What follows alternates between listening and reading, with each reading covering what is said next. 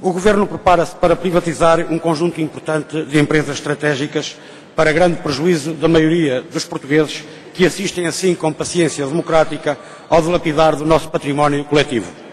Do outro lado, porém, estão os grandes grupos económicos impacientes à espera que o Governo proceda à abertura do leilão.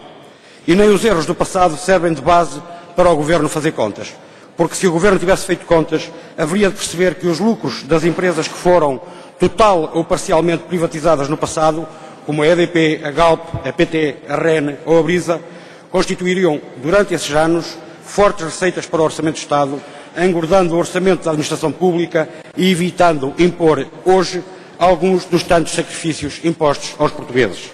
De facto, a privatização dessas empresas estratégicas contribuiu decisivamente para o agravamento do déficit orçamental e do nosso déficit externo. Mesmo assim, e apesar dessa experiência mostrar claramente que as privatizações estão a transportar efeitos negativos para o país, o Governo apresenta-nos mais um leque de empresas para entregar aos privados, provavelmente para depois, daqui a uns tempos, voltar a impor mais sacrifícios aos portugueses. E esta intenção do Governo em privatizar mostra-nos não só que o Governo nada aprende com os erros, como também que o Partido Socialista virou costas ao serviço público. É isso mesmo, o Partido Socialista virou costas ao serviço público. Nesta onda privatizadora, o Governo mostra-se incapaz de desviar o CTT, o maior empregador do país, com cerca de 16 mil trabalhadores, à gula dos privados. E apesar do Governo se apressar a dizer que o Estado continuará a ter uma posição dominante no CTT, todos nós conhecemos os resultados das experiências de países que seguiram o caminho de entregar os serviços postais aos privados.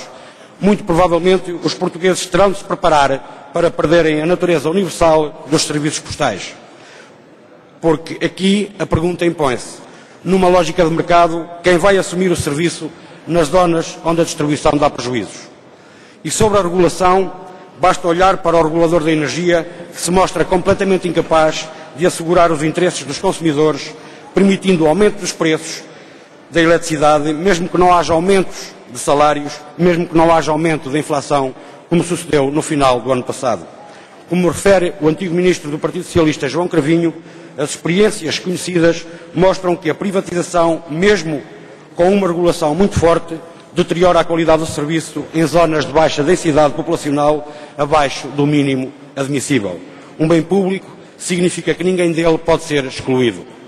Também a intenção de privatizar as linhas urbanas de Lisboa, Sintra, Cascais, Azambuja e Sado, são o exemplo de que o Governo também nada aprende com os erros dos outros.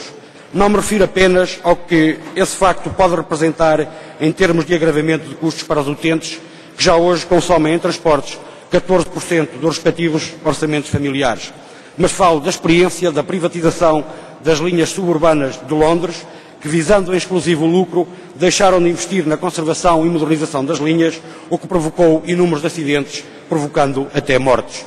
A situação foi de tal ordem que o Governo se viu obrigado a renacionalizar essas linhas. Perante este bolo de privatizações, não se estranha a ironia de João Cravinho quando afirma que não vê inconveniente em privatizar também o Governo.